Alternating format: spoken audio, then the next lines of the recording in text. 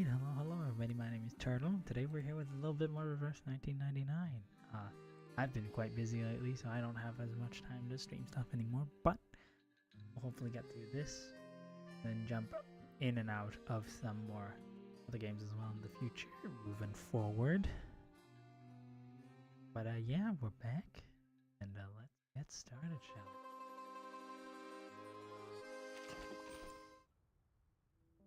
Quiet is the riverbank. The LDR before everything starts is that we are following a lead after the last chapter, after chapters ago at 3.0 when we were doing the Western Front.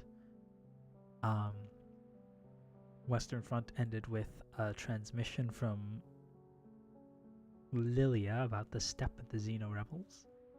And so we're following that up, and now we're going to the Eastern Front. Quiet is the riverbank, and quiet flows the river, and quickly flies the bullet. Also, I'm gonna need to tinker with the sound a little, because it's been a while, probably. Yun.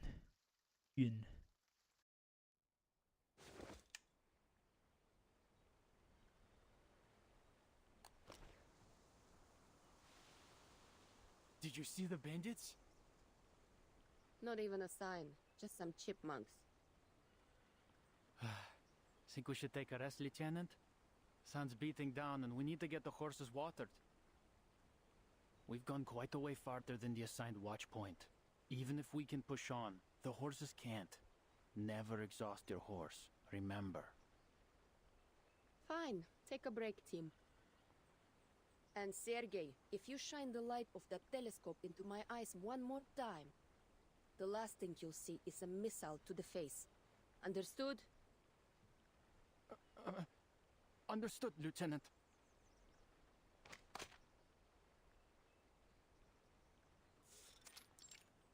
Riverside, Steppe. Lieutenant Lilia retracts the telescope and hands it to Sergei. He hops off her horse and pulls a handful of oats from her saddlebag. Nay. The horse snorts as it eats, then nudges Lilia's neck affectionately Hey, with its soldier, nose. you want some more? Just as she reaches for more feed, Sergei leans in. This your first time riding this horse, Lieutenant? Yeah, Ashki theme. he's a hungry fella. No, he's just greedy. Uses the same trick on all the new riders. If he wants something else to eat, he'll have to find it himself. Oh, little liar. You heard him. No more oats for you. Go get some water.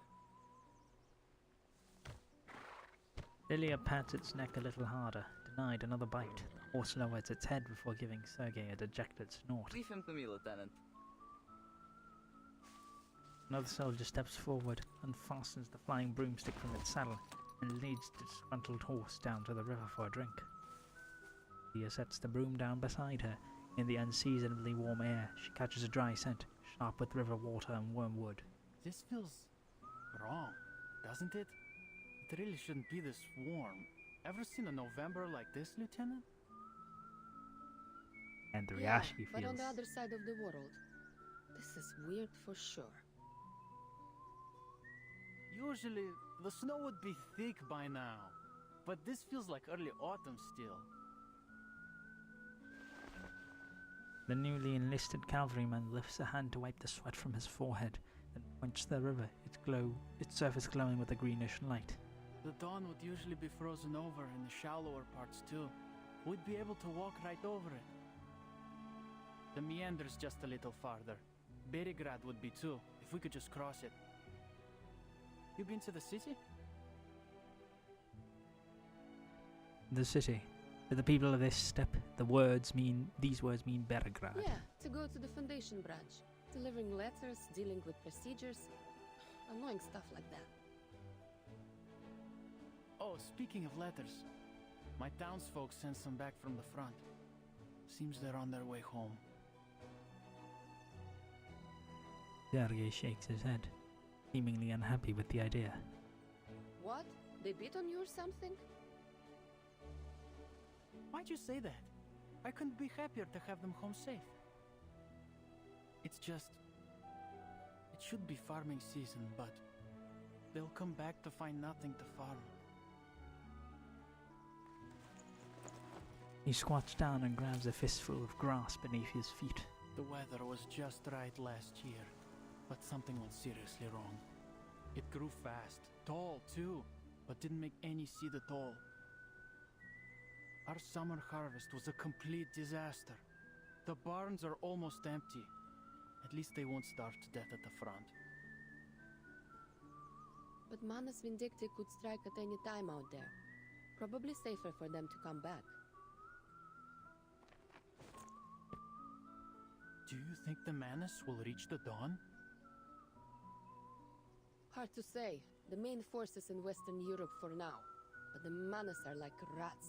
Who knows where they might show up next? Rats. The young Cossack scratches at a few thin hairs on his upper lip, the boy's best attempt at any kind of mustache. Ah, I swear I did more fighting during training than in actual service. All I do is wait around for orders. And this one's just stupid. Find out where the bandits are hiding. Are you serious? You're telling me we have to find just a few dozen people who only come out at night somewhere in all this forest. They may as well have us search for a needle in a haystack. So what do you think real war is like? Oh, I know what it's like. All the men in my family have fought on the battlefield. Мой дедушка, papa, и брат. He dodges the question, fixing his eyes on the flying broom Lilia always carries. Next ford's a few kilometers off yet. Why don't you just fly over and take a look? It'll be a heck of a lot faster. Be able to return to camp before dark. Red 38 isn't fueled by grass like one of your horses, and its flight time is measured in minutes, not hours. Or are you trying to keep me grounded if we get into a fight? I know. Why don't you teach me to fly a broomstick and apply for a new SU-01 VE? Then we can take turns scouting. Oh, I'd love to see your face when you fall from the sky. But I'd rather not tell your commander that his cavalryman broke a leg flying my broom. It's not like you're any better. If it weren't for Colonel Sternova, you'd have gone face first in the dirt your first day on a horse. I, on the other hand, was regularly riding from my village to Berigrad with sacks full of beets at half your age. Broomsticks aren't horses. And if I catch you sneaking in to steal it at night, you're a dead man. Got it? You're right to warn him, Lieutenant. Sergei's been stealing since he was a kid. Cavalryman returns with the horse just in time to join the verbal beating. Just last year he tried to nab our fishnet. My dedushka caught him, of course. Nearly broke Sergei's hand when he wrestled it from him.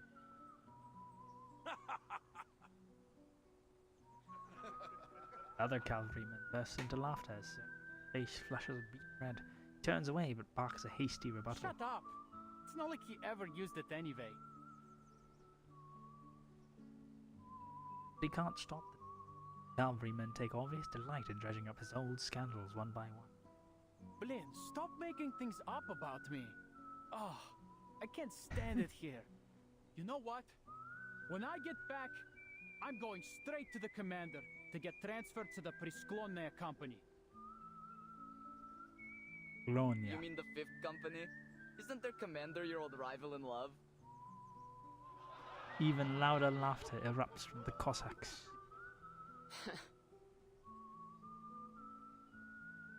Ignoring the rowdy banter, Lilia lifts her gaze to the heavy clouds drifting beyond the river like white fortresses floating in the sky. Dry, warm air sweeps across the plain, driving the floating castles forward and tugging at Lilia's sweat-soaked hair. Dad, hello, I'm doing alright. How are you?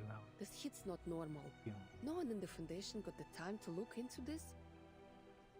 Maybe they'll send Vertin. That wouldn't be so bad. How goes?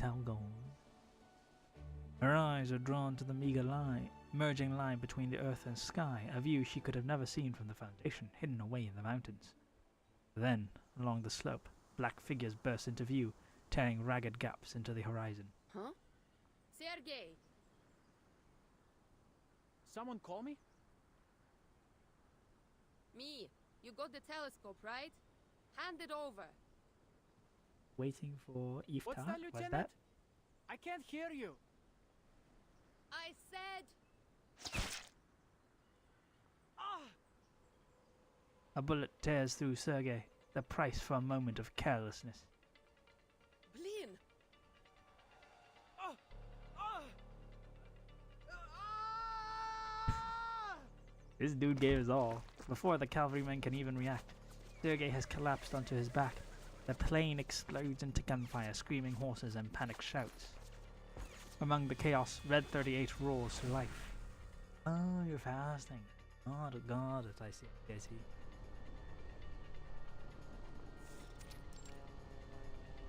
Lilia kicks off, circling low to draw the enemy's fire. Bandits! Across the river! Sasha, get Sergei behind the rocks. The rest of you cover fire in this direction.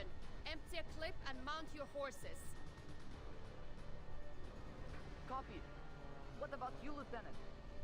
I'll take a little trip to their rear. Stand back! Wouldn't want to swallow my exhaust. Seconds later, the battle-tested Su-01 soars 100 feet up into the air, effortlessly carrying its rider up above. How am I doing? I'm doing alright. Mostly vibing. Quite busy lately. We're here. This is like the thematic theme. I go for theme. That's right. I'm still your ref. Let's see who will be the champion. Oh, the masked cavalry. The Manus. We are overloaded. Hell. No fighting. The grid locks down. My sight shall unveil the hidden. Anything new happening? Not particularly. Mostly have just an vibing. emergency. Too much. What's happening? This is well. Also, I have not leveled. The enemies of peace shall Oh. be stamped out. Stay out of the way. She just does not. She's not built for this team. Now is the time for repentance. The enemies of peace shall be stamped out. Just sniper fire. Yeah! Vampires don't just thirst for blood, we crave victory too. Brief exchange of fire ends quickly under air superiority. Riverside grows quiet again. Hovers above, keeping a bird's eye view. 2 bandits down, plus 3 heading north. Looks like they're taking cover in the woods. Only 1 injured and Sasha's with him.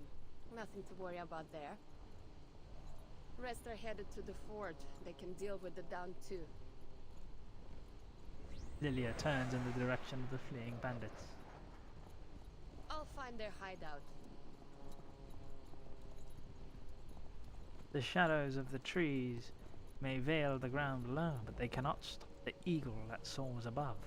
Most of the yellowing leaves have been swept away by the autumn wind, leaving their slender branches thrusting out in all directions. Moss webs strung up into the sky. Come on. Can't you run faster? Wasting my time. She's like, bruh. For a pilot accustomed to high speeds of the Su-01, thus At hunt this is rate, closer to I'll have time to spare for a drink. herding livestock.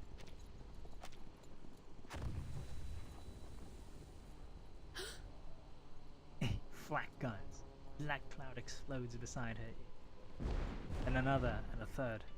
Hundreds of tiny metal fragments slice countless cuts AAA? into her. How the hell did Oh. they get that? Yeah. Anti-aircraft artillery. She drops down, flying so low that the tips of the branches nearly catch her as she presses on towards its soul. Just a little closer. Let me see what you're hiding in there. Bare branches slice her view into fragments. Black smoke smears everything dark. but her determination grants her a fleeting instant, just enough for her to catch sight of a small glade where an anti-aircraft gun stands. Gotcha. She pulls the SU-01 upward, driving it into heavy clouds at a near vertical angle. Hell. Weapons not from this era. No way bandits could get their hands on it. Yeah, there's no mistaking the model. A Manus. Automatic anti-aircraft gun 37. ACP-37. It's Xeno. Need to report this to the commander. Vincent will want to know too.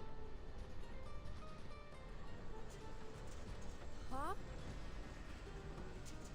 The broom's been hit. It's failing. No, no, no, not now, buddy! Please get me clear of the woods. Too late. She's already pushed the broom beyond its limits. He's falling fast. This is bad. Really bad. Steady. It's so funny. A jet broom. A broom that's a jet fighter. Strange concept.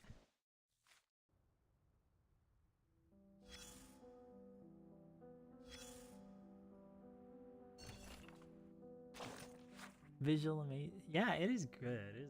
It's definitely been improving a lot. At a Foundation office, sound of rain communicator interrupts a briefing. Ira and I glance at the device, a direct line to Xeno headquarters. On signaling the committee member to wrap up mid-report. Once the door closes, he picks up. "No, I'm here. According to Ivan's report, the cavalry has been harassed by bandits for weeks." "Oh, are these the bandits connected to the menace?" "No evidence of that. More like a mix of local warlords and scattered gangs, though a couple of rapidly growing factions. These factions seem suspicious. But people maintain surveillance. Contact the Foundation the moment anything develops. We'll send reinforcements." Ira and I is rarely this cooperative. Tom knows he cannot stake the entire Steppe's fate on so-called reinforcements. No need. Anyone has enough manpower. Assuming the cavalry corps can be fully trusted. And looked into Commander Ivan. He was a trusted subordinate to that former admiral. Plus I heard they're both from the Don River region. I will handle him. I'm firmly attempt at political maneuvering. Hope you understand that the Don River region is a critical component of the Foundation's strategy to ensure that downstream stability and safety of our new recruits. Supporting the cavalry corps is our top priority. The leader of the Hawks leaves no room for argument. David, since 1999 I've dealt with more politicians like you than I've smoked cigarettes. Dawn is just a crack in the dam. What really matters is the battle along the Black Sea and the Baltic Sea, right? Judge Admiral. This small crack poses a risk of total collapse. Oh. Eastern Front. Blah blah blah blah. I'm not gonna read through a file. Not as exciting. Audio restoration techniques.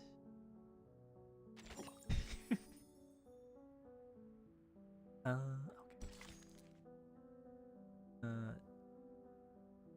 Part 2. The Eternal Autumn. Golden hue, no longer a gift from the sun, nor a symbol of the harvest. Give me a second. Yeah. I hope everything's going well. I hope Fast is also going well. World going crazy. Stay safe, you know? Everything in between.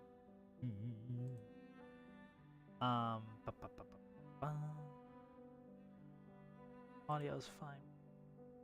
Making sure. Also, let me know if anything sounds a little off.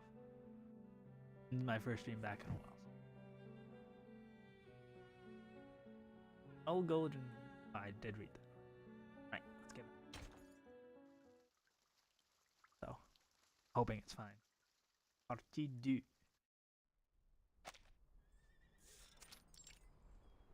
Tent sitch.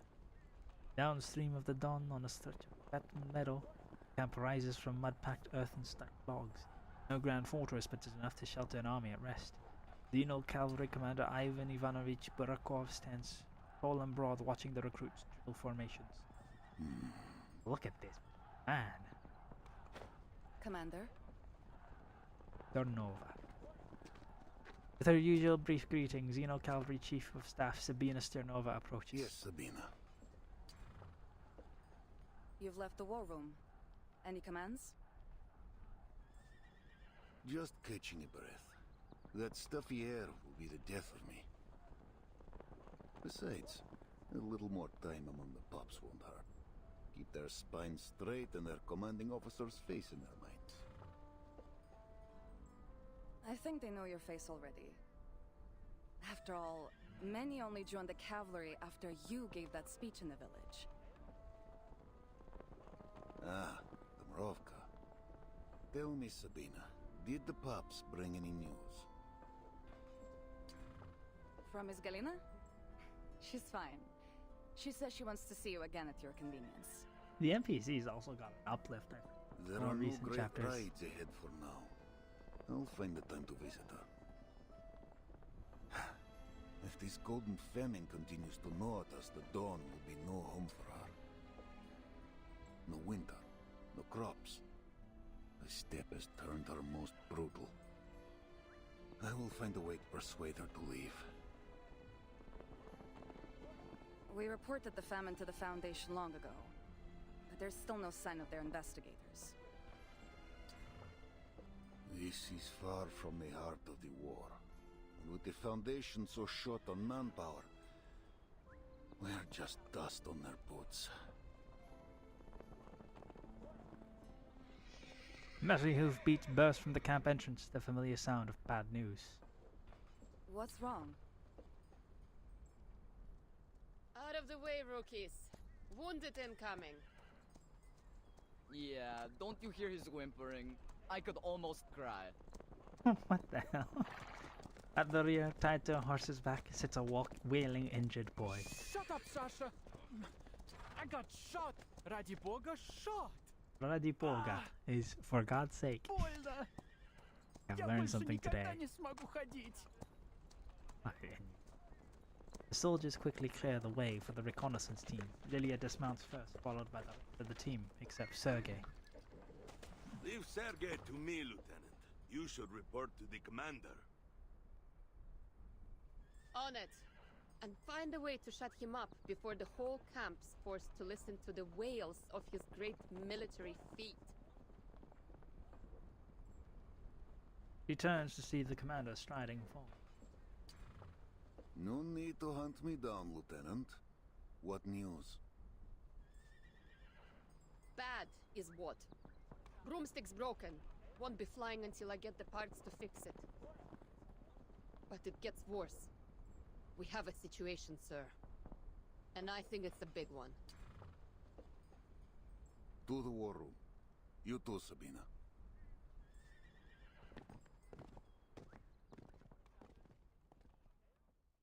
Oh, wait, that's so cool. So cool. A tactical map.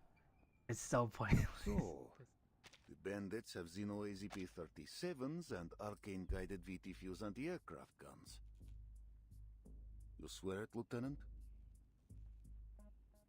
Yes. We practiced how to dodge anti-aircraft shots with these kinds of guns when I was a trainee. Loaded with training ammo, of course. There have been no reports of missing weapons, and we're not carrying any AZPs. The chief of staff, keeping the entire supply chain in mind, quickly rules out several possibilities. Then those weapons came from an outer source. And like as not, they have more of them. An outer source.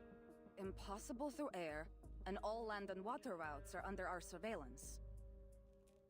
And there's no reason the locals wouldn't know about any hidden bypass they might have used. I can't think of any way of transporting mass weaponry and personnel without drawing attention. Then we look to the hand that fed them. Who would hold Xeno weaponry besides Xeno itself? Manus Vindicte? They might have captured them on another battlefield and given them to the bandits here. Yeah, the Manus. That would save us some brain juice. But I don't think that's likely. Do you know how many humans there are among the bandits? Any Manus would blast them all to bits before they gave them so much as a pistol. Plus, these guys ran as soon as they suffered a loss. There's no way they're under Manus Vindicte's control. Like there's There like is a bitches. possibility we're ignoring here. Igor's rebels. For a second, the faces of the cavalry corps leaders freeze. Even the candlelight seems flickering. Only Lilia seems immune to it. You served under Igor, didn't you, Commander?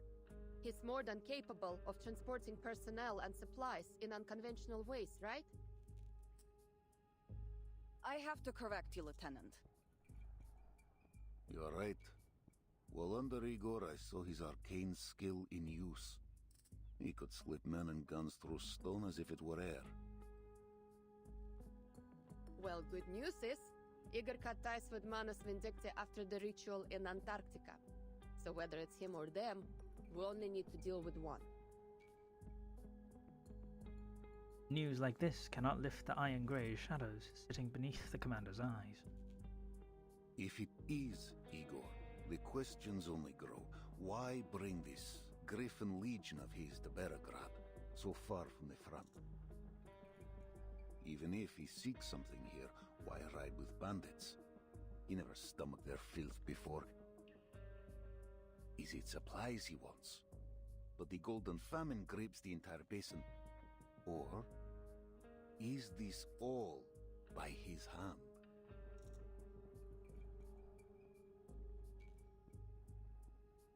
Quickly and strict. His questions quick off into an agitated muttering. Stops himself before more can leave.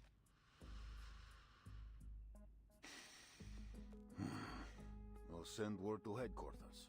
Intelligence should reach a more solid conclusion. Sabina, double the patrols. I want eyes on the woods at all times. Yes, sir. Lieutenant Lilia, since horsemanship is not your expertise, you'll remain at camp until your broomstick is mended. That's an order. Lilia almost defends her riding skills, but quickly swallows her words. All right. Understood.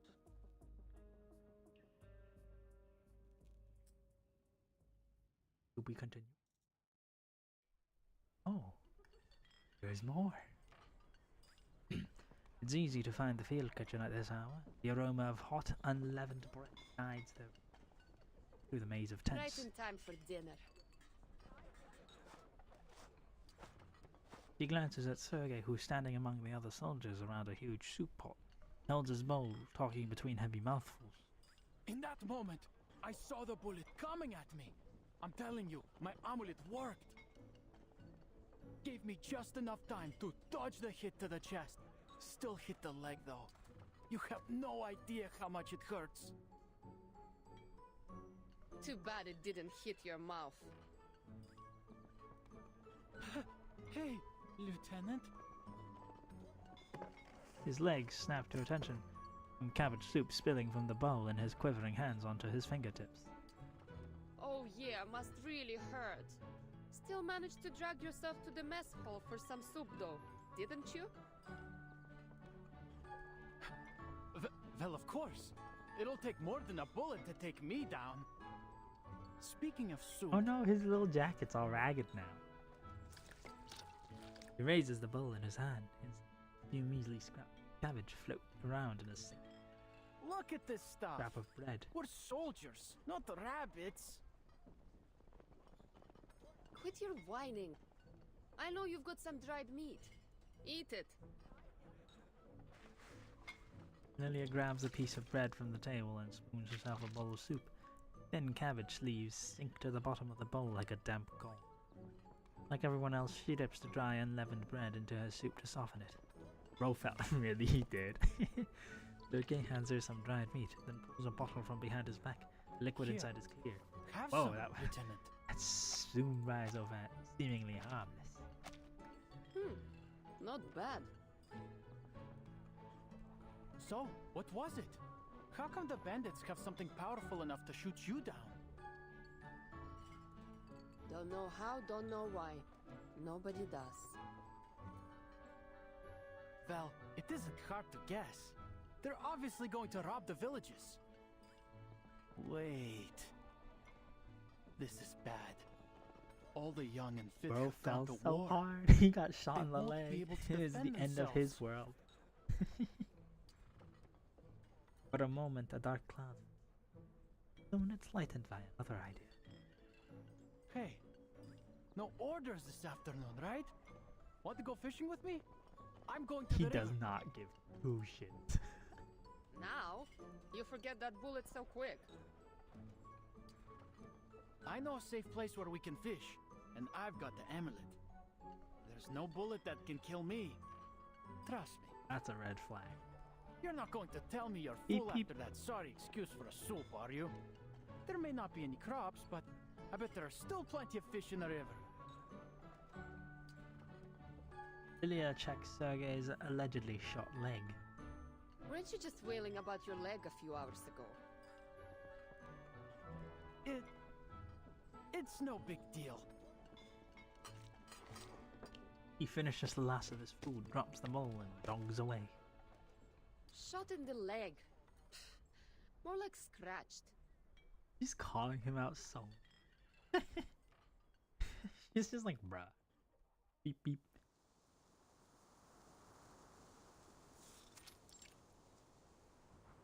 Field. Arid wind blows the needle grass. Heave rustling waves. Oh! A horse's playground. But for a fugitive on a run from the authorities, it's hell. Charon, how far have we gone since we left the road? On the open grassland, one might travel for hours without seeing another soul. Among the endless waves of grass, it's easy to lose your way. 15 kilometers southeast, perhaps less. Our speed is slower than usual. Are you weary? Would you like to rest? Maybe later. This doesn't seem like the best place for a break. Do you think this map is reliable? The one the cart driver gave us? The cart driver.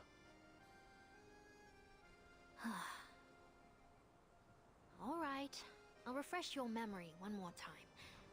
Or should I say, for the millionth time. It all started after we left Poland. Somehow, we got ourselves on a train heading east. The one full of Czechoslovakians. Memories of you insisting they let us aboard the train because you can avoid the soldiers in black in the east come to mind. Of course you'd remember that, of all things. Anyway, so we got on the train, but before we could get too far, it was stopped by some group. A fight must have broken out because there were gunshots everywhere. It was utter bedlam, so we grabbed Andreas from the stock car and slipped away south. Nay, sad nay. The warhorse seems grateful for the daring rescue. Oh, thankful nay. That's when we met the cart driver I mentioned. He'd lost a horse. So we made a deal. We'd lend him Andreas for the day, and he'd take us somewhere safe. Then he has fulfilled his promise. This is indeed a peaceful and safe place. Hardly. We're in the middle of bloody nowhere. If we can't find people soon, I'll starve to death. Charon lowers his head, troubled by his failure to consider the needs of the living. Andreas also turns his head aside. He can live off the grassland alone. Oh, no, not to blame you two. Forget it. Guess there's nothing for it but I to love how keep her moving traveling forwards. companions are an undead horse and an undead man. She lifts the messy hand-drawn map again, squinting to make out the shape of a river among its chaotic He lines. said we could find his niece in Peravosnia by the Don River. But which one is the Don? Probably the big flippin' one, eh? If we're even going in the right direction, that is. Or if this map is actually accurate. Andreas? Questioning nay. Could I stand on your back for a minute? Andreas lowers himself, allowing the girl to clamber onto his back. Then they both rise at the same time, Meryl's feet trembling. What are you doing, Meryl? You could fall. I'm fine. Just be ready to catch me if I fall. All right? Meryl shakily detaches the telescope she picked up in some ruins from her belt and looked towards what she believes to be the east. Where could it be? All I see is grass and trees. All right, other side. House. Charon! Charon, I see rooftops! Right ahead, you... Help!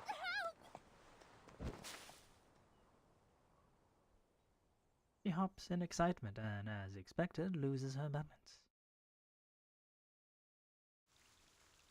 That's where we... Another chapter. Ooh, top back. Sandbox.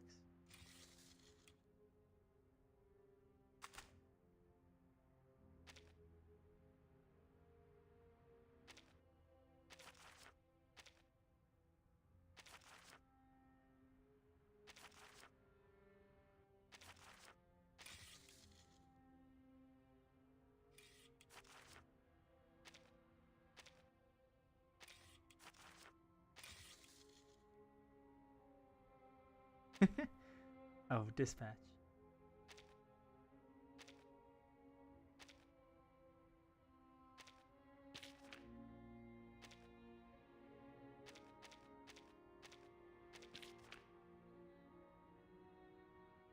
Two, one. You freeze water, bad people. That's not good.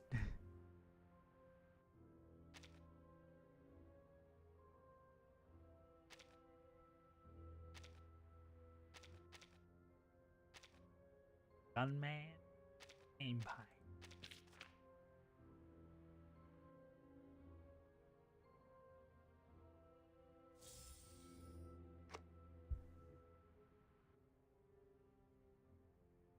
I'll find a guy who lives inside the camp. Oh, I love it. Oh.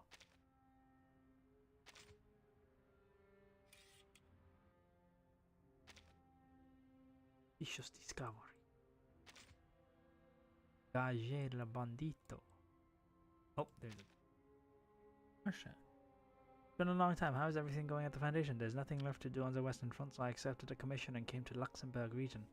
Expectantly hound is he as well. I literally initially thought he was pursuing me, but once I put a gun to his head, he became quite obedient. Few rules with him. As long as he does not interfere with me, I will provide assistance, just as we did on the Western Front. I intend to have him pass along this letter, but I prefer to avoid excessive involvement with the Foundation. Perhaps we can meet and talk someday. I hope you remain safe. Oh, that's nice. Why, sweet? Has any button? No? Okay. Oh, reported two sides exchange minor friction in Luxembourg. Who request clarification to the elusive gargoyle. Have all three of them. Way.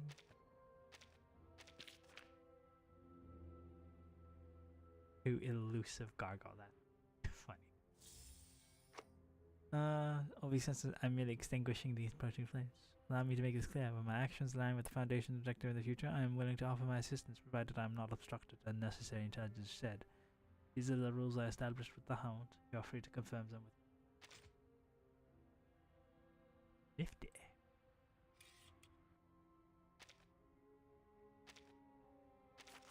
Oh, Marsha. Application for field operations to the Eastern Front. Foundation decides that the 12th Squad will assign Nell to provide support. The newly formed Flying Witches are also deployed to the Eastern Front to assist the Cavalry's corps.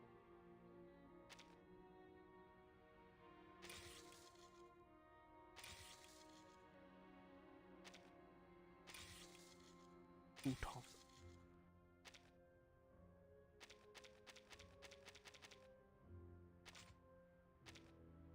St. Pavlov Foundation. Application. Neto Matilda or Mesma Jr.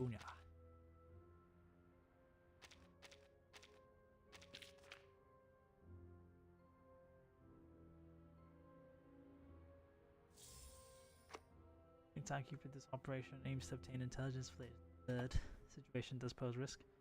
Local cavalry corps. I also fulfill my duties as the chief is to ensure the timekeeper's purpose. As always, Senate.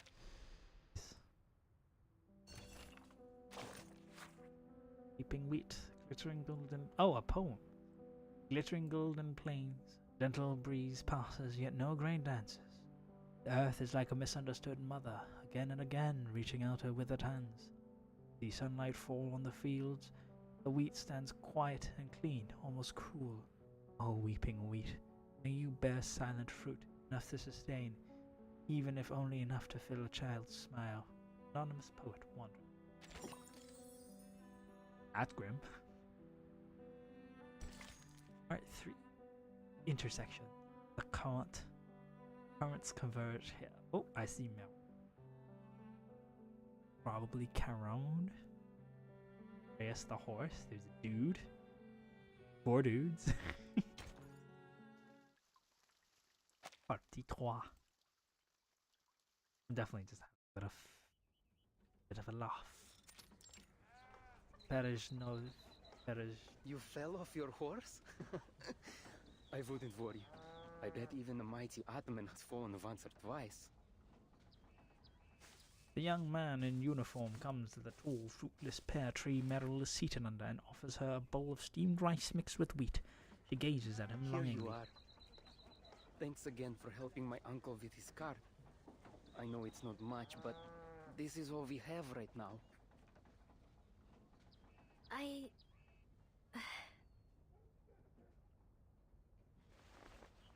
He reaches out a hand and pulls it back awkwardly. I'm sorry. I thought I heard you had a strong harvest this year.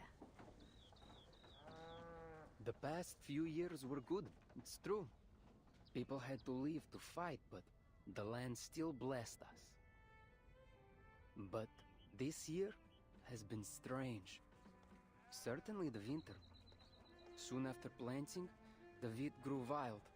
The fields are gold, yes, but there's no grain. Even as if he speaks of the failed crops, he still hands the bowl to Meryl. Eat. You look starving.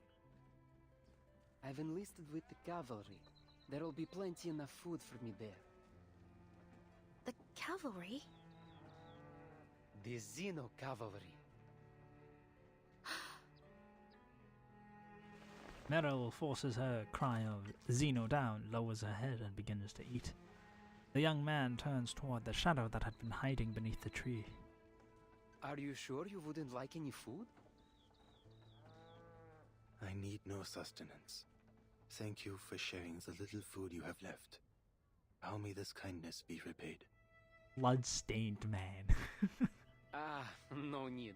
I'll be leaving soon and there's no work to do right now. You have a beautiful horse. Wish I could have one as lovely as him. Oh, don't get me wrong. I'm not asking for him. Alexei. Commanding voice stops the new recruitment mid-sentence. What are you dawdling for? The team is leaving. Who are you talking to? Just 2 refugees, sir. The conscription officer steps forward, eyes lingering on the strange man covered in white cloth. Refugees? From where? From Poland. I was looking for a friend there, but because of the war, I couldn't find... Stammers, blinking wildly over her clumsy lie. Fortunately, the officer is too distracted to notice her embarrassment. Arcanist, aren't you? We could use your talents in the Xeno cavalry. Room, board, and meals provided. Apologies, sir. I am only a wanderer. There is no desire to join any party within me. And I don't have any talents at all, officer. Sir, I can't even hold a gun. Another lie erupts from her. Another bid to escape desperate times, but the conscription officer takes no interest. Then you'd better leave soon. This place is crawling with bandits. Bandits? Of how English the officer sounds. Brigands. Raiders, ruffians. You didn't bump into any on your way here. Lucky dogs. Though you can thank the cavalry corps for that. He sounds But even with so our efforts, the English. situation's Either been getting American or worse. like one of the two. Somehow they've got new I weapons. can't quite. We might be facing a serious battle. Even all this way away, they're still fighting? The flames of conflict burn everywhere. This is why I'm asking you to join us. Xeno needs new blood if we're to ever know peace. If you change your mind, come to our camp. It's downstream of the Don, past the city. Conscription officer turns around. Just then, a dozen newly enlisted Cossacks gather behind him, standing in the little groups of those they know. They show off their new uniforms, competing over who takes better care of his horse, and whose Shashka has the most legendary Quit history. milling around like chickens and form rank. Fully armed cavalryman gallops in from outside the village, plunging himself between the panicking ranks of recruits. Half of his body is smeared dark with blood, the horse beneath him snorting heavily. Bandit cavalry incoming, the size of a platoon. What do we do? Can you still ride? Yes, sir! Then hurry to the sitch and report this. The rest of you, form a blockade. Do not allow the bandits to enter the village. Sir, yes, sir! Conscription officer scans the area. The unsettled young cavalryman, enlisted less than half an hour ago, look to him as if he is their only savior. Rookies, there is no escape. Turn your back to the enemy and they will take the opportunity. Take up your weapons. Protect your families. Boys shake off their scared looks, leaving their huddled groups and shouldering their weapons, albeit a little clumsily. What? Bandits? As Meryl's mind goes blank, she feels Karen press the reins into her hands. Let Andreas take you. Leave here, Meryn. What? What about you? I'll just run off when danger comes. That is what you said. Do not waste any more time. I don't even know where to... Downstream of the Don River, like the officer said. Now go.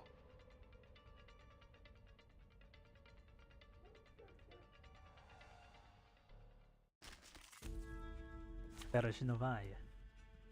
I can't pronounce it worth it. The shit, fucking hell. We did get the new character. I think we're gonna go. A makeshift collaboration. I trust the team is prepared. Greetings. Oh, their design looks freaking dope though. Look at this guy. Dogs are just dogs. Look at this guy. He's got like a goop covered spear.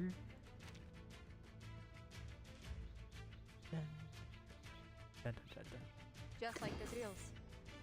My sight shall unveil the hidden. Target locked down. Agreed. Target lockdown. Stand your ground. By God's grace. Now is the time for repentance. A little surprise.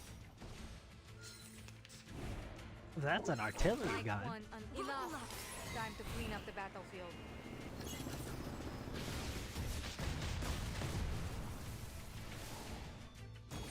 The enemies of peace shall be stamped out. Now is the time for repentance. I will, in defense of the artillery gun, say that it didn't do anything. It just showed up and then took a big shot to the face for no reason. Like, artillery gun was trying its best, man. It showed up and then it just got deleted. Players ready. Listen to this. The enemies of peace shall be stamped out. Oh, he's dead. It won't hurt. And so, okay, so just the two of them. A worthy victory. But the fight is far from over.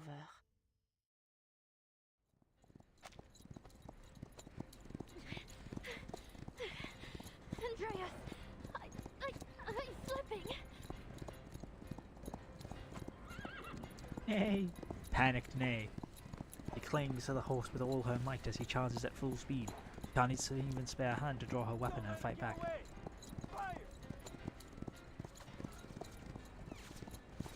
Series of crackling gunshots blast past her on all sides. Run, Andreas! Run! No, hold on. Go! You can't cross the Dawn. Spread out and surround her. What? The Dawn! She gathers her courage and opens her eyes, only to find a broad river blocking her escape. Oh no! Mind goes blank again. Andreas can only slow down before the rushing water. He's slowing down. Don't shoot. He might hit that beauty she's riding. I'll take her out, and I'll get the horse.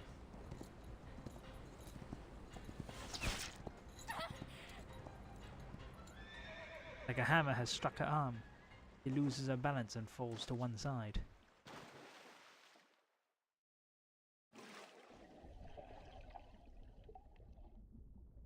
Dark, freezing water swallows her in an instant, followed by the piercing pain of a bullet. No.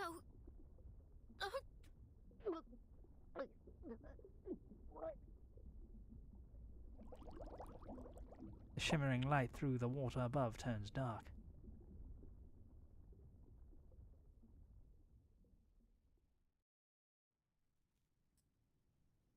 Commander! Chief of Staff enters the tent. Speak. Commander's voice is hoarse, yet Sternova delivers her report without pause. Pirivasnaya is lost. We don't know the details of the situation, but it's surely devastating. The refugees said they saw a huge smoke cloud coming from the village. At least 3 settlements have been attacked. The survivors say the weapons employed were unconventional.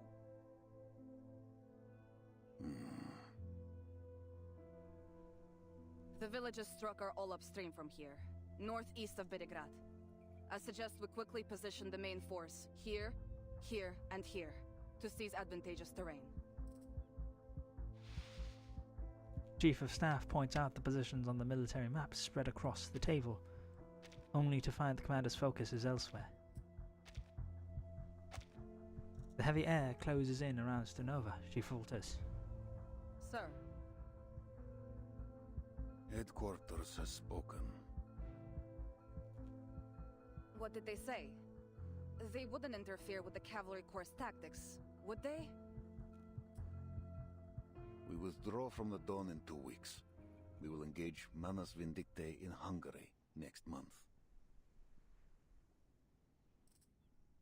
Her military instincts prevent her from making a sense of this order. I don't understand, sir. Bandits are killing and robbing civilians in higher numbers than ever. And we've just been told to leave? Are you certain headquarters is fully aware of the situation? They are more aware than any of us. Intelligence gave their conclusion. We've stumbled upon Igor's army. Then they should send reinforcements. End the rebels once and for all. Not ask us to run away with our tails between our legs. There are no reinforcements. Manus Vindictae's army marches on the Foundation headquarters as we speak. The front is under immense pressure. Don't forget that our mission here was to recruit new blood to bolster headquarters' defenses.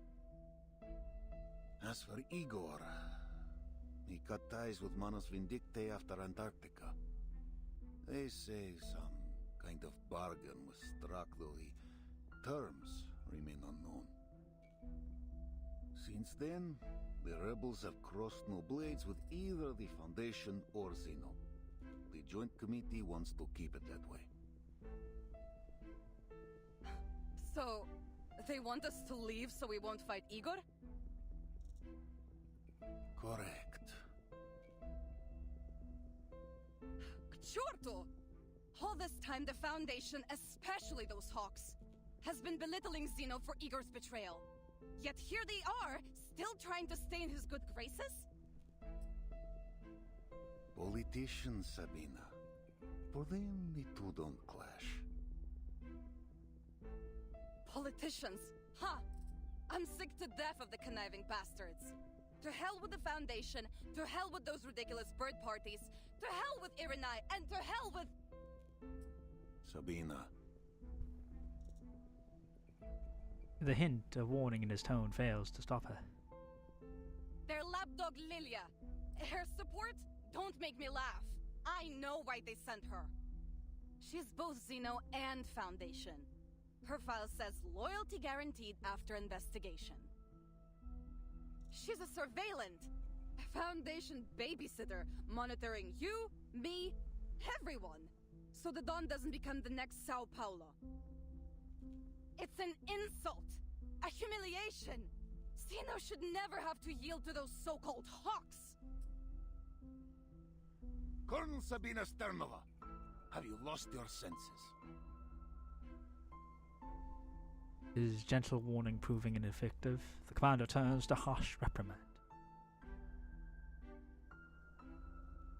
Do you accuse Lieutenant Lilia based on proof, or only because of her ties to the Foundation?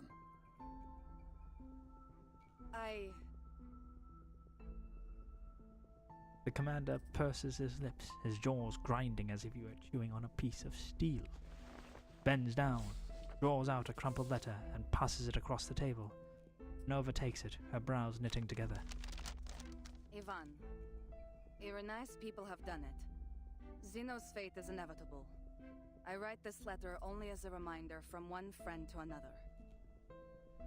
The Joint Committee is tightening its control over Xeno's military operations. Every commander stationed outside of HQ must be accompanied by a liaison entrusted by the Foundation. You were once Igor's most trusted subordinate. For that reason alone, the Hawks were planning to torture you during the trial. All I could do was assure the committee of your loyalty and assign the least capable liaison to you, the Flying Witch. I'm sure you've heard this title before. She has no interest in politics, never writes reports unless forced to, and in many ways shares your temperament. That said, ensure you strictly follow every order, both from Xeno and the Foundation. We must be smart. The burden on you is much heavier than you realize. Do not embarrass us. Som. Admiral Som was just a good egg all along. The letter is set down, silence falls. After a few heartbeats, muffled shouts carry through the canvas. The Cossacks are struggling with a fierce horse.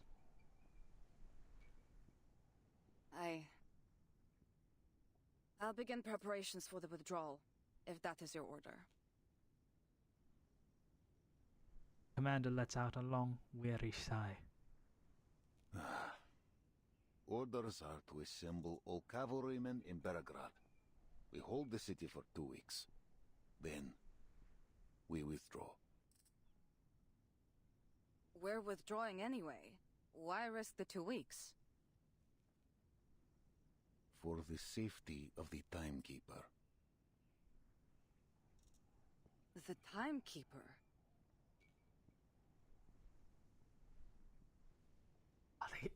They wasted a chance to make a joke. To be like, why is she some person with a watch? We've contacted the cavalry corps in the Downriver Basin. Lieutenant Lydia's communication device was damaged during the battle, but she has returned to her post safely. That's a relief. However, according to her report, it's all but confirmed that Igor's rebels have shown up at the Eastern Front. Burton, is it possible to delay your plans to travel to Belgrade? A conflict is highly likely to break out there. There's no need to hide intel from the trusted few. Kriya's privately conveyed to me a message about Erd. It said there's some information to be gleaned about her in Belgrade. I'm not sure how dependable it is. But since it concerns Erd's whereabouts, I have no choice but to go. I appreciate you sharing the source of your information with me. But... Kriya's... Madam Z betrays a rare look of surprise. Before the Antarctic operation, he was just a liaison of the Foundation's military department, responsible for communication and coordination between the Foundation and the Xeno Task Force. He got promoted after we entered this era, but all information held by the Foundation concerning Erd is strictly controlled, only accessible to the authorized few. And he's not one of them. More likely than not, this information came directly from the Hawks. They're using you to obtain information they can't legally acquire themselves. And Kreus is their intermediary. Locating Erd has been my primary mission since the 8th storm. A mission that may prove useful to the Foundation, don't you think? If this information really does help you find Erd, then yes, it would be good news for everyone, no matter their affiliation. But in the Hawks' eyes, you owe them one. They might hold this over you if and when the time comes for you to choose a side. What's more, the expansion of Team Timekeeper was spearheaded by the Hawks. It's only natural that people are starting to doubt Timekeeper's neutrality. Madame Z's voice is gentle but persuasive.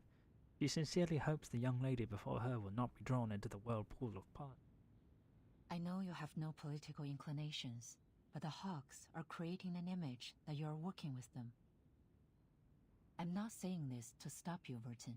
I simply want to keep you abreast of what's happening inside Foundation. Thank you, Madam Z. I'm ready for whatever lies ahead.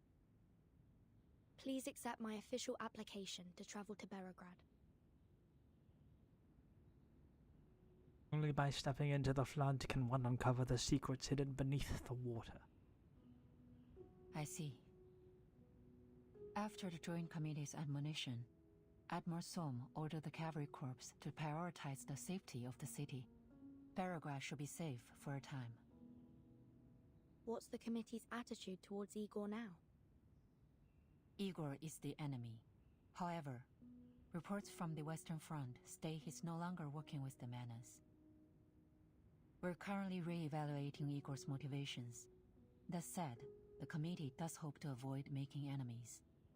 Our relationship with Xeno has become somewhat fragile since the real war began. Permission granted, Timekeeper. Pack your bags. I'll have Sharon deliver the paperwork to Seneto. Thank you, Madam Z. I'll do my best to Is this return such a before the war strange, breaks out. like, name compared to all titles and all? She turns, a soft sigh comes from behind her. You always follow your own judgment, Vertin. A precious quality in this era. I hope he never changes. Eto. Timekeeper. Aaron, from accounting, will handle your paperwork and baggage. He's like, oh, okay. God, I'm loving this story. I don't know, it's picking up. It's happening. Genuinely appreciated. Friend or foe, it never hurts to understand them first. Dear Vertin, I hope this letter finds you well. Sorry this won't be able to see you off. Things have piled up due to the factional dispute and the Foundation. Been such chaos that even an organization as self-professionally rational as the Foundation cannot avoid being swept into the political whirlpool. I wish you safe travels from the Eastern Front to the Eastern Front.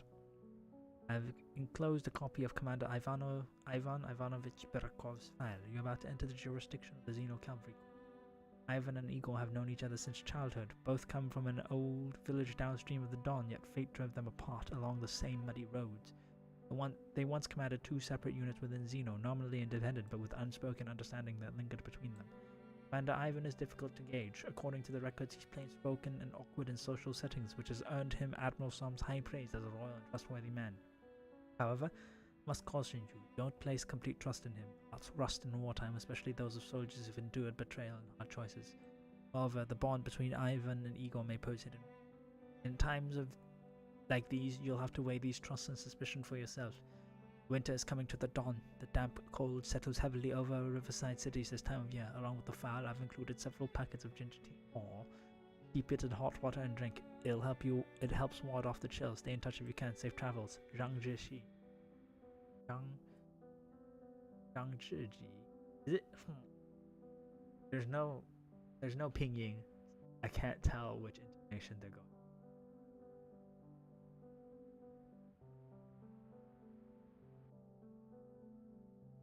I'm guessing it's like John. Like the fourth. But anyways. Need the pinging, man. Ah, we meet again. Though it isn't much of a surprise. Oh, it's old lady from the west. Your move from the western front to the eastern one is utterly predictable. Running around like a lost chick following after her mother hen. Really anything big enough to grab your attention. Will you ever learn to stand on your own? When will you grow up?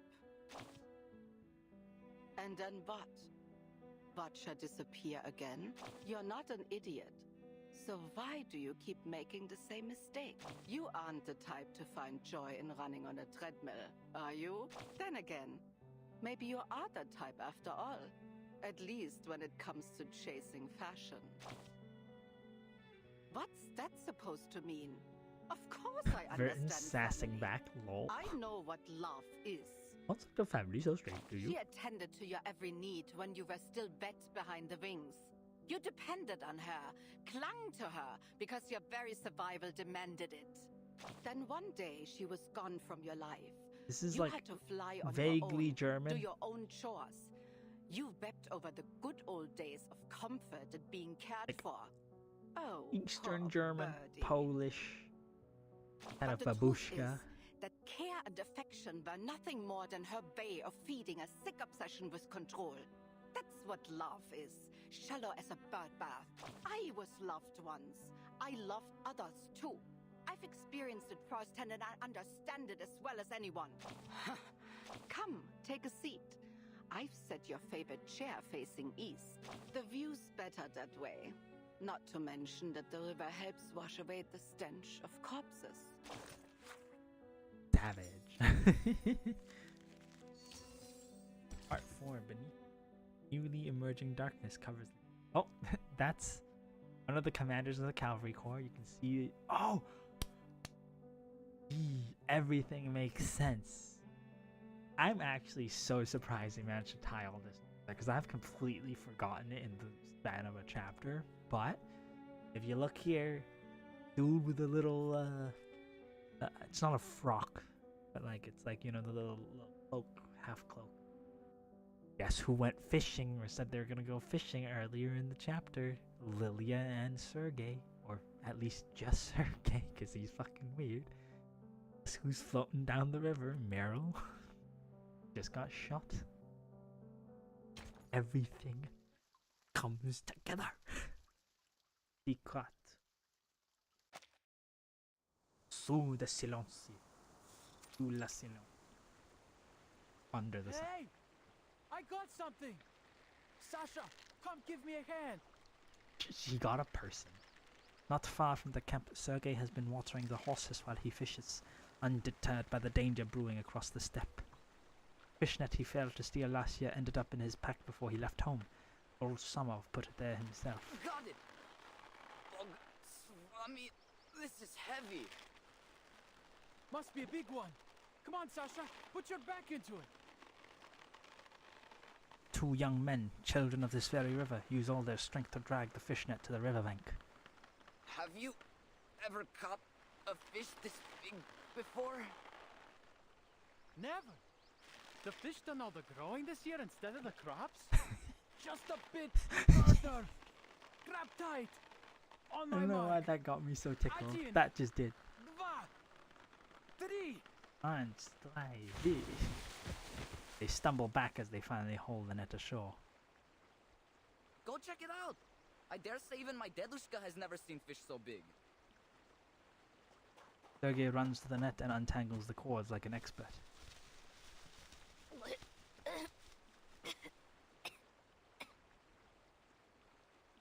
That's not a sound a fish would make. Huh? This is... Oh, his cloak got fixed. See, it's all new now. What kind of fish is it, Sergei? Sasha hurries over to join him. What da. Sasha!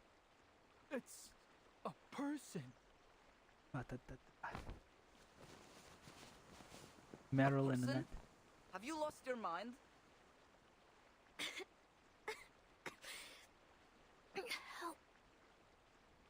Help me. Blin, hurry up, will you? It's a living person. We have to take her to camp.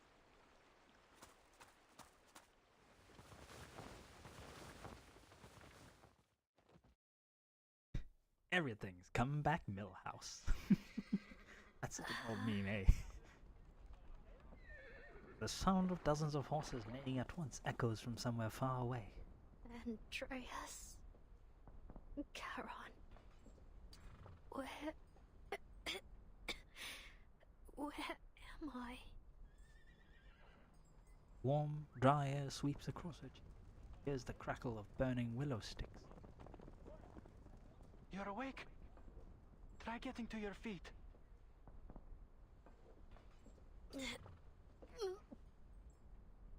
My head's spinning. I can hardly... Whoa, easy now. Just try and take a few steps. It'll help, trust me.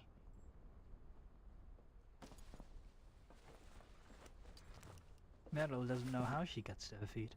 All she remembers is swaying as she somehow pulled herself upright. What is this place? Relax. You're in the Xeno Cavalry Corps camp. It's safe here. Xeno? Oh, you've got to be kidding. That name is like a hell-bent killer pursuing her to the ends of the earth. Sergei doesn't notice the unusual panic that grips her. To him, she's simply a frightened lost girl. Meryl looks around and sees a soldier in a different uniform walking toward her. Sergei, I heard you found the girl. No, it can't be. We fished her out of the river, Lieutenant. She just woke up. And you just brought her straight into camp? She's obviously not a local. What if she's a rebel spy, huh? Sure, she's not a local, but she doesn't seem like a bandit either. Lilia steps closer and stares at her for a long while. Fair enough. What's your name?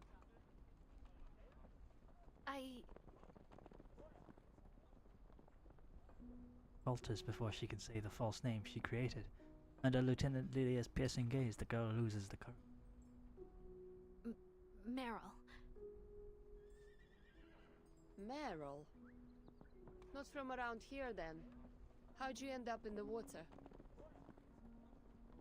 I came seeking refuge near the river, and then I was chased by some people. Bandits or something. I tried to escape, but I fell off my horse and into the river. Hearing her tale of misfortune, Lilia shakes her head helplessly and turns to Sergei. Send her somewhere safe after she recovers. We'll decamp tomorrow morning, station in Tamarovka for a day, and then head to the city. Commander's orders. Dunno. That's my home. I can visit my aunt and uncle. I can sleep in my own bed for a night. You'll have to apply for leave to do that. You eaten anything, Meryl? We still got some canned meat from the Foundation. Canned meat? The temptation of canned meat outweighs all fear of the Foundation. He swallows her saliva.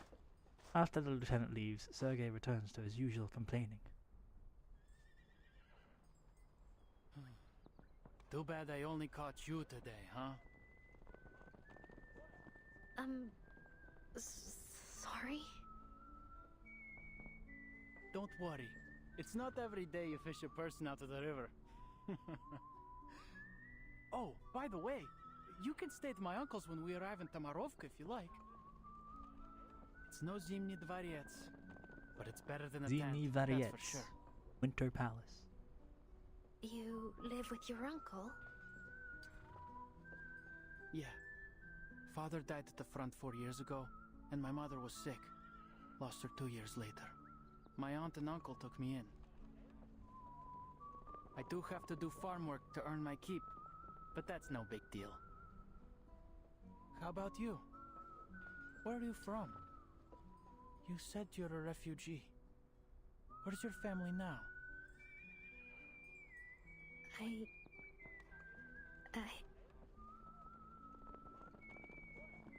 Girl stares at the empty ground before her. I don't have a family. Even the ever-slippery Sergei loses his smile. He can't help but think of that winter when his mother lay dying. An orphanage took me in. I grew up there. Are there many locals in the cavalry? Like you? Yeah. Most of us, actually. Back when Zeno first got here, there were only 1,000 people. The cavalry corps didn't even exist. When the famine struck the steppe, and even potatoes wouldn't grow, the cavalry gave us food and shelter. So I thought, maybe it wouldn't be too bad to join them. At least then I could save some food for my family. But you've enlisted in an army. You'll have to fight. But I haven't had to yet. And everyone's alive and fitter than ever. Isn't that enough? Friends already, huh? Precisely tosses a can of meat into Meryl's arms. Nothing for me, Lieutenant? Too slow. Got to get it yourself now. Meryl, silent among their chatter, stares at the Foundation symbol on the can for a long while. Finally, she slips her index finger under the ring and pulls the can open. She lowers her head and sips the oily gravy.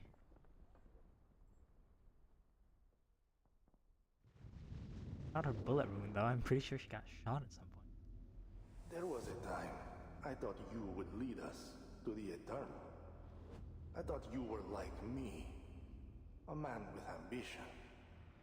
A leader worth following. But look what you've become. A coward. Who is this? Bad guy of the chapter. You buckled while I stood tall. I have far excelled you, Igor. And the world will worship me for it.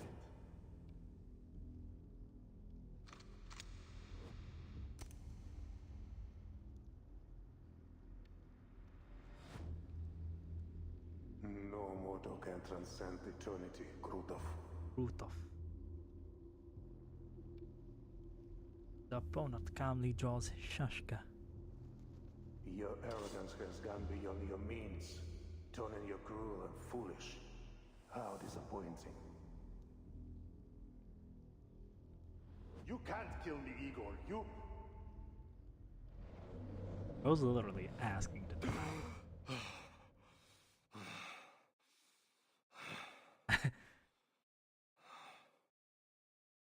Not the gun, I know, right? Shouts, gunfire, curses as men shove past one another. Hooves kick up in almost scalding dust. Separate the Arcanists from the humans. Xeno's captives in their own line. Move it, slackers!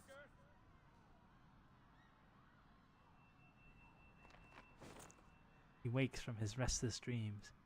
Incense still lingers in the air around him, the hateful scent of henbane clinging to his nostrils. Useless. I knew that witless ritualist was not to be trusted. General Krutov.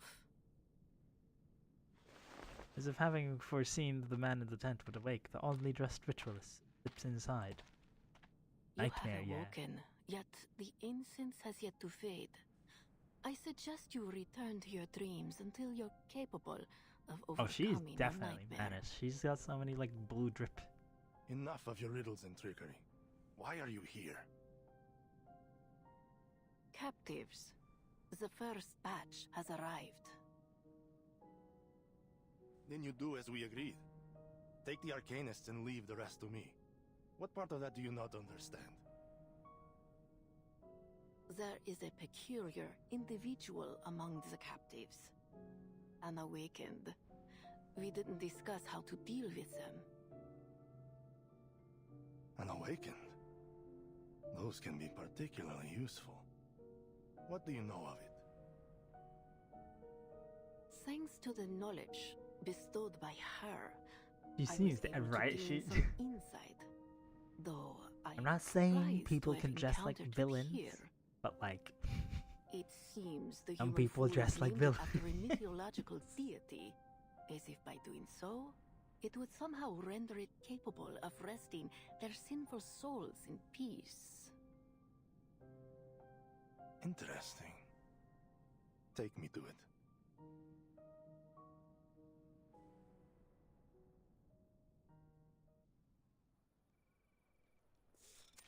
Oh, this is a blue camp. Still blue dots on the same photo. Between the thudding of sandbags hitting the ground, bursts of gunfire echo through the camp.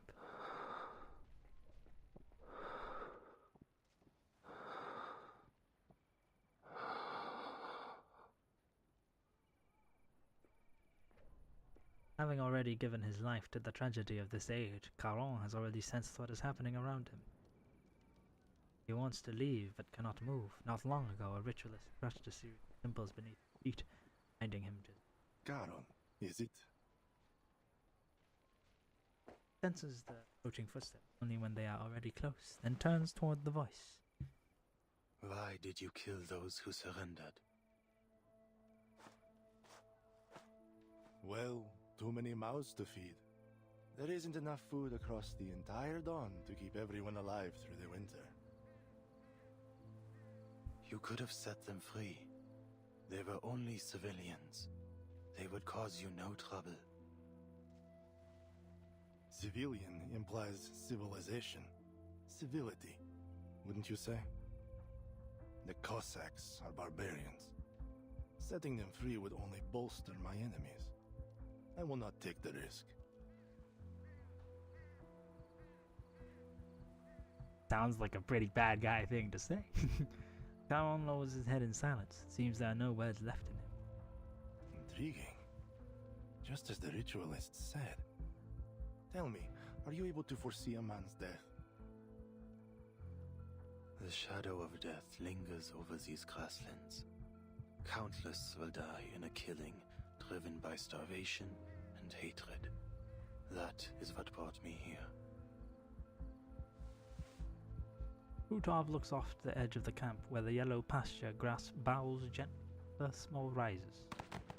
Gunfire crackles again, along with the sound of something crashing to the ground. A shadow, you say? I see a man walking the grasslands, the dead nourishing the soil. He stands amid a bountiful harvest. I am that man. He looks like he's already dead. He looks like Your shadow of death means nothing. What I need is a precise prophecy, one for a single man. For me.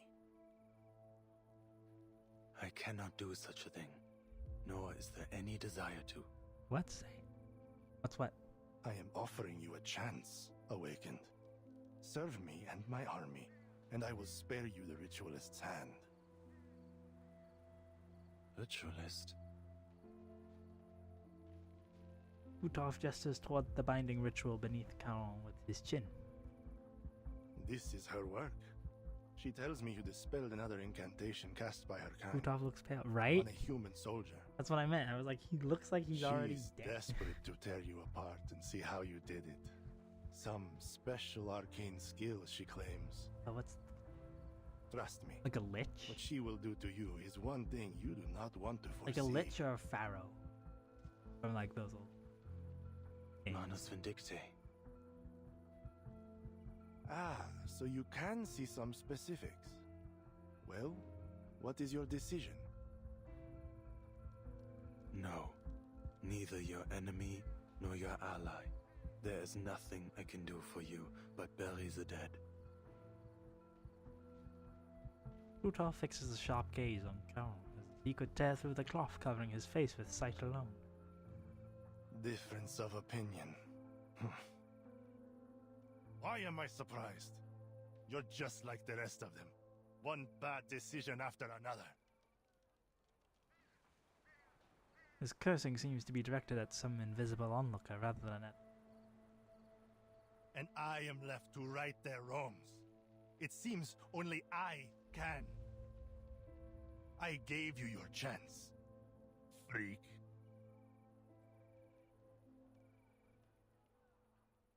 He's like calling a droid a clanker. He's like so extra.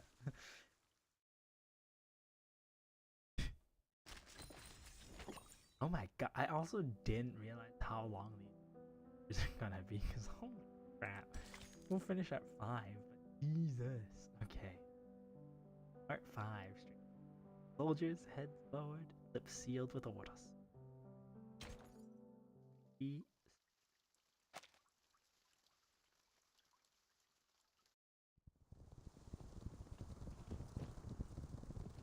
Thousands of war horses carrying fully armed cavalrymen traveled to Tamarovka. Heavy hooves pounding the dirt into hard-packed earth. Bro's aggressive, he is, ain't it? Cavalry Corps' reconnaissance team reaches the first. Villagers are on alert, eyeing the soldiers.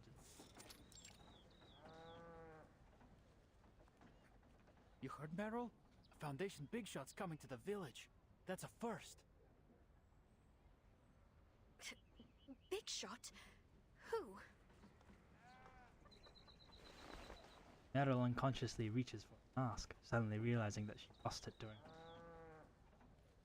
Not sure, but the commander needs to welcome them personally. Forget it. None of our business. Natash! Huh? As they pass a nearby house, Sergei seems to spot an old acquaintance in the doorway. He leans forward to greet her, but she shuts the door on his... The hostility radiating from the onlookers in every direction makes Meryl want to... Whoa. Sergei, isn't this your hometown? Why are they staring at you like that? I don't know. It's not like I've made that many enemies. Just 1 or 2 at most. Anyway, let's go meet my uncle. See that house with the iron sheeting? That's our home. Nero follows his finger to a house with a blue iron sheet roof. A man holding a cane stands in the yard. Sergei takes off his hat and excitedly waves it in the air. Pietro! The old man only strikes the ground with his cane. His heavy blinks. Hey, don't start, boy. What's going on? Maybe something happened? Shall we go ask him? Sergei never expected his return home to be so dispirited. His uncle pulls him aside. Mero follows behind. What's wrong, Dядя Pietro? You tell me, did your commander say you'd fight those bandits or not? Of course. When? That I don't know. It's a military secret.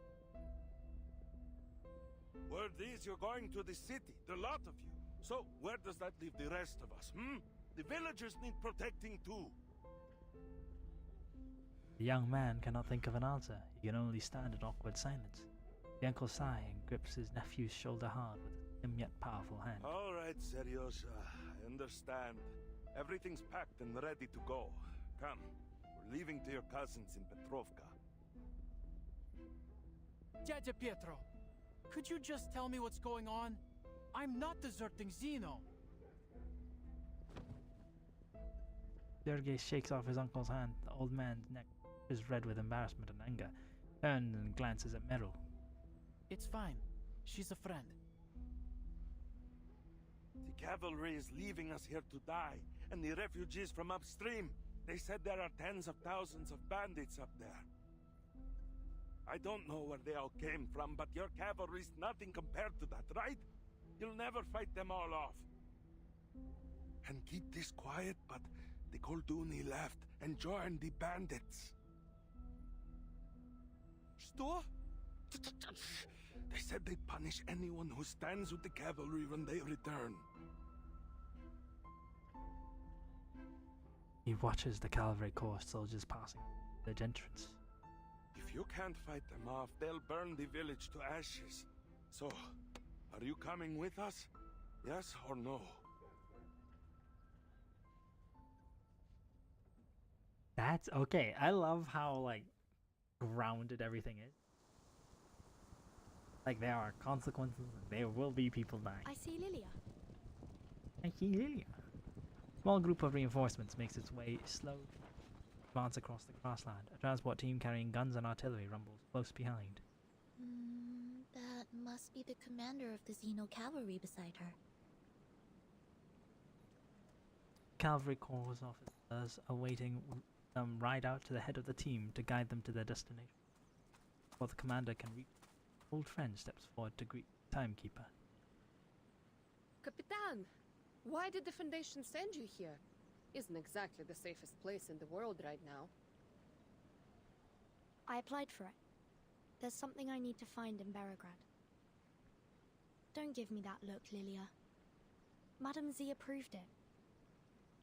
Alright, what Z says goes. I'm glad to see you safe and sound, Miss Lilia. Your message had us worried. Huh. The Foundation seriously needs to update their communication devices. At least make them bulletproof. Commander approaches as they chat. Timekeeper. Commander Ivan, it's a pleasure to meet you. If you could, a brief walkthrough of the situation in Beregrad and the surrounding areas would be most helpful. Of course.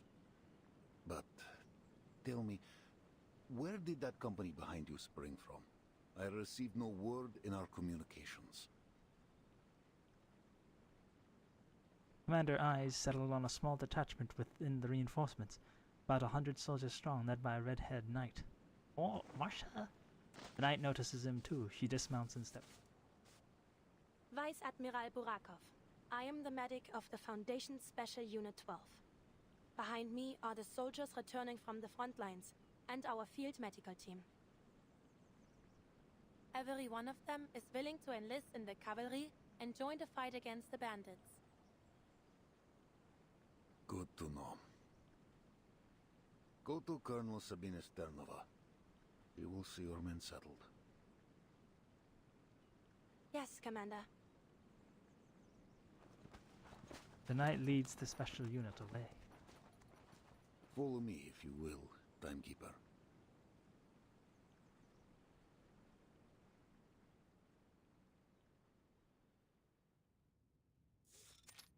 Indoor. Man, indoors. Wow. Intelligence has spoken. The scattered bandit forces are converging upstream of the Dawn. They carry Xeno weaponry, though their identity is yet unknown. Most likely, this is Igor's doing, though we've kept clear of them thus far, as headquarters ordered. Villages have been plundered. Many have fled downstream, yet most cling to their homes. Commander lifts his eyes from the map, still deep in thought.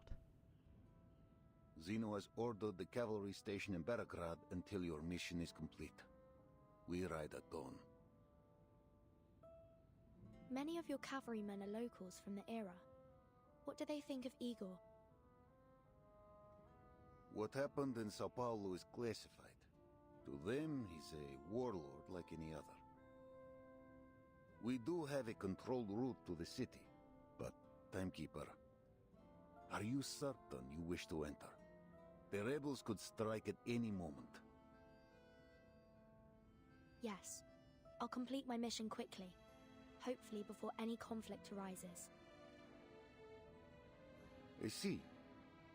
Then tell me the details of your mission so that I may lend my hand.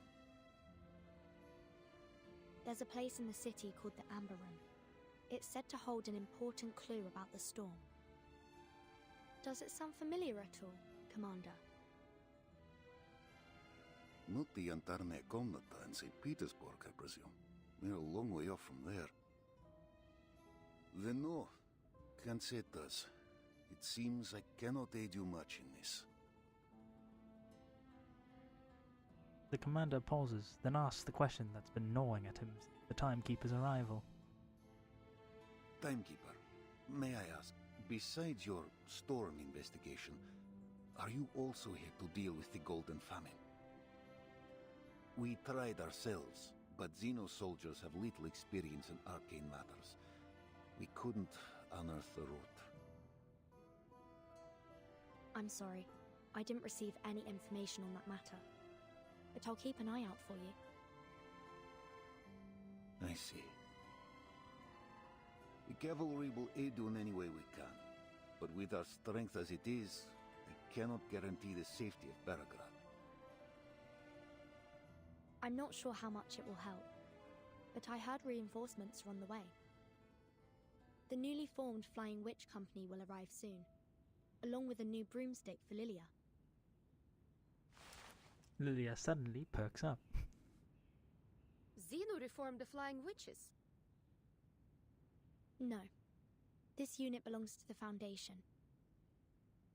Lilia, committee member Irenai asks if you'll serve as its temporary captain. What do you say?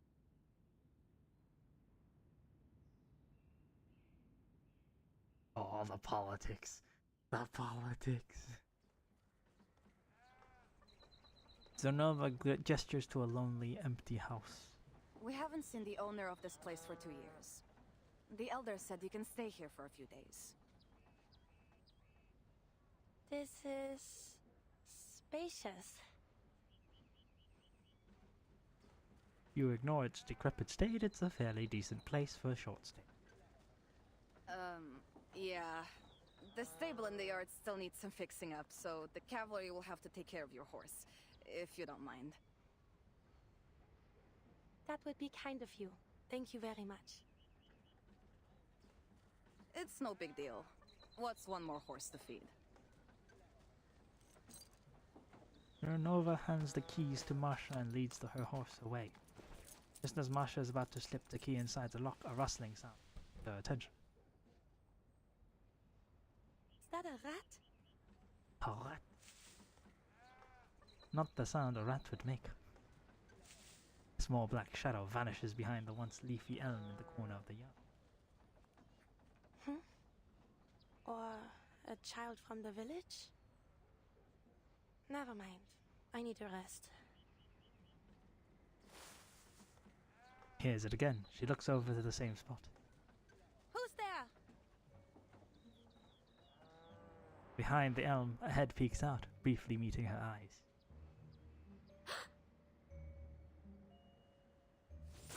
This time the shadow doesn't hide itself behind the tree, it disappears in the glow of an arcane skill. Vanished? Just like that? This could be a threat. Marsha draws her weapon and moves toward the fading arcane. Shadow flashes past once more. What? That was definitely a person. She's just got a club. A person sneaking in the shadows around the cavalry station. Suspicious, to be sure. A spy, perhaps?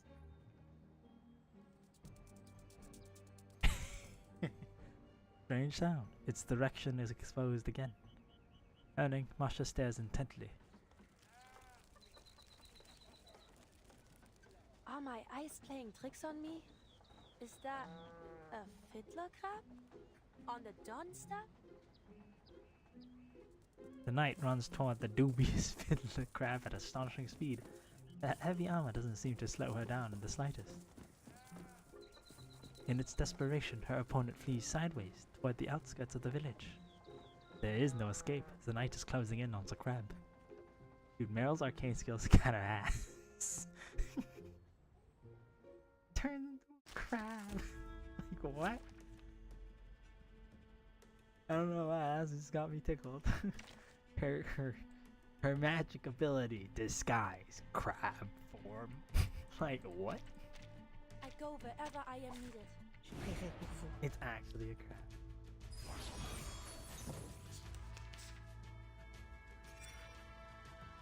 Two-eyed fiddler mutant. Even Marsha's like, bruh. Crab in the steppe? Let me handle the pain. Restraint is part of the training. My sanction and target locks down. A sacred charge. Please, stop this violence. This is now. Now is the time for repentance. Oh my god, that damage. Rotten luck and quiet. The enemies of peace shall be stamped out. Okay, so she's a shield buff. A worthy victory. But the crab. Got you. Is the crab forced into a corner? Fiddler crab snaps its oversized claws in the air. Enough, shapeshifter. This is absurd. How would a fiddler crab make it out here to the plane? And might I remind you that you're too big to be a crab. So much sass. Same glow returns, the light surrounding the fiddler crab bending and distorting. It reveals the figure of a girl.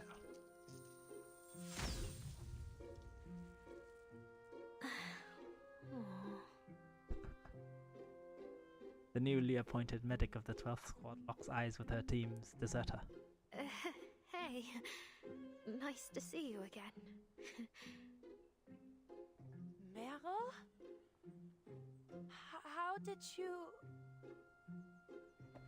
Marsha steps forward. Caught at last, Meryl squats down, covering her head with both hands. Don't hurt me. I'll tell you everything. I love the goofy music. You mean to say you plan to stay here until the war is over? Well, I don't really have much choice. At least with the cavalry, I won't starve. And if the storm comes, what then? I'll be fine. I took an equilibrium umbrella with me. And maybe in the next era, I'll find a safer place to stay. They sinks. Oh no! I lost it when the bandits chased me. The goof music is I know, right? The goofy music is The knight grabs her face with both hands, pressing her cheeks tight together. This is serious, Meryl. Do you have any idea what they do to deserters? Do you think hiding with Zeno will prevent the Foundation from finding you? These animations are so you may peak. survive one storm, Holy but shit. what about the next? And the others after that? I'm loving this. Please, Marsha. How will you know which era the storm will take us to next? Marsha, come on, breathe. He lets go. Honestly, what am I to do with you? Meryl hangs her head, rubbing her reddened cheeks. So, why are you here?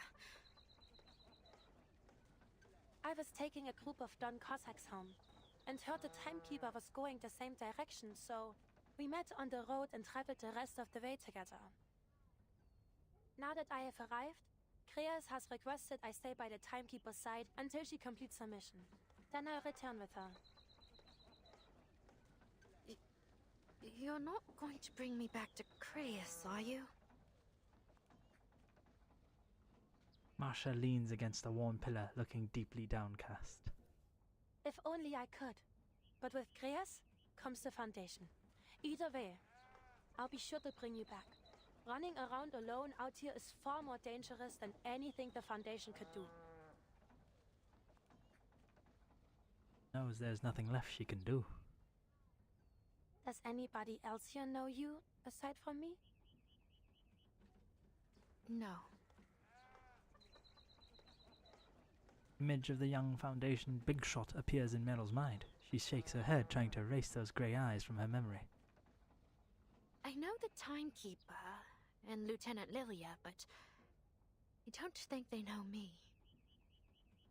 But Sonetto, Vertin's assistant, I'm not so sure. We were classmates for a few years, but we didn't talk much. I see.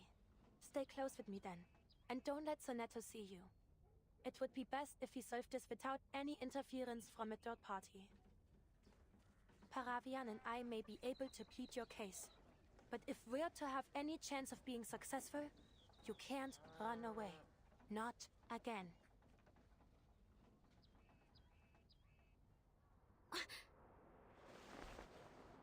Sharp noise breaks the silence, startling the still nervy metal. She jerks her head up but only sees the swirling trails of condensation lingering in the sky. What is that? Marsha looks up too, but she shows no sign of alarm. It's the Foundation's flight unit. They're here.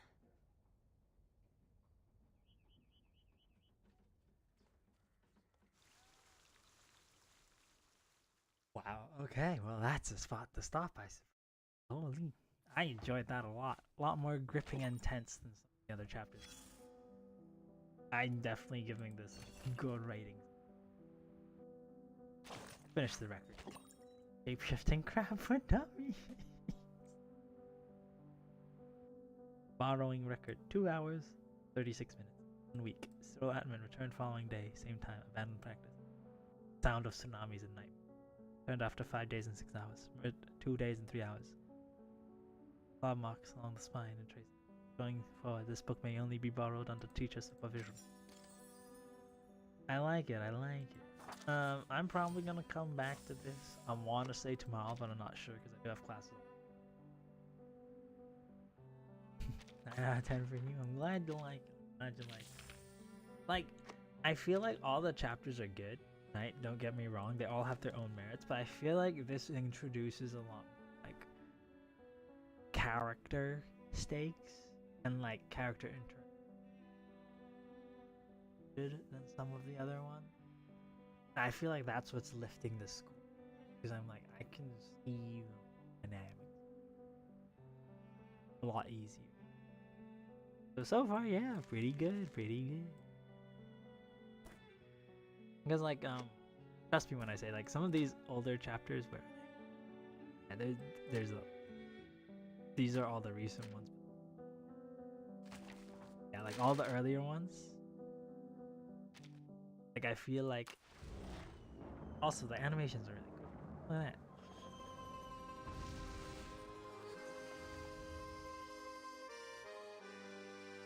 Yeah. I'm definitely much more invested in this. I want to see where they are. You know what? I don't usually do an outro, but let's just watch the trailer. Hopefully something. They're holding position at the outskirts of the city. It's almost like Igor is waiting for us there.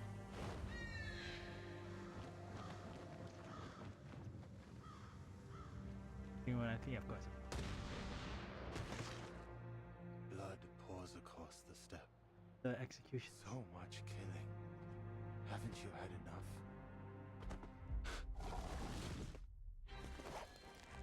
You may hide from this battle, but what about the storm? The Cavalry Corps can shelter you forever, Meryl. many of our soldiers call this land their home. They're eager to see it after the storm. You expect me to abandon this place? But we don't belong to this era. The Cavalry Corps cannot intervene in local conflict. You have 2 weeks to withdraw. I can show you what Earth left behind, Timekeeper. Why help us? To atone for our sins. And to defend our home. So for nice. That, I'll need your help too. It isn't about the bloodshed. But if killing Igor paves my way to immortality, then why the hell not? Timekeeper. Timekeeper.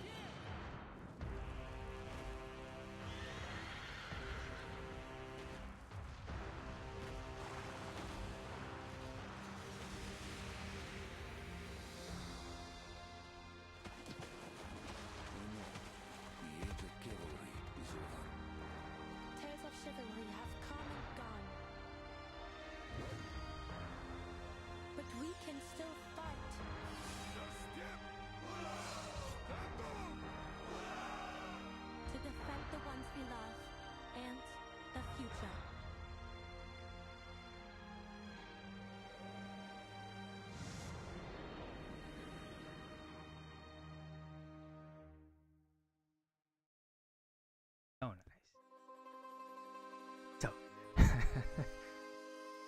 Anyways, tomorrow we'll probably be back with this. Next week, we're probably going to try and wrap this up as well. And then, if I have spare time, a little more Dolok Town, because farming in the apocalypse is always fun.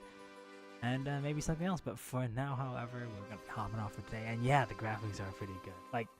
Like I said, Season 1, you really have to be into the story because they're just getting their footing, right? Season 1, or Year 1, I guess. 1.0s. It's a bit all over the place, a lot of ups and downs, but they end on such a high note that it's good overall. 2.0s, they're mostly decent, but they're all decent. They're all 7 or 8 out of 10s, but they never exceed that, but they never go too far under, so it's but it feels more middling. 3.0s, it feels like they're just throwing out bangers. Yeah, anyways. I'll be back tomorrow. My name is Eternal. This has been Reverse 1999. I hope you guys all have a good evening, morning, and afternoon, wherever you might be. And of course, as always, do stay safe and have fun. And yeah, I hope you stay strong for your fast, and hope everything goes well as well. For everybody else, I hope you guys have a good one. For now, I'm going to be hopping off. Bye-bye. Bye-bye. Thank you.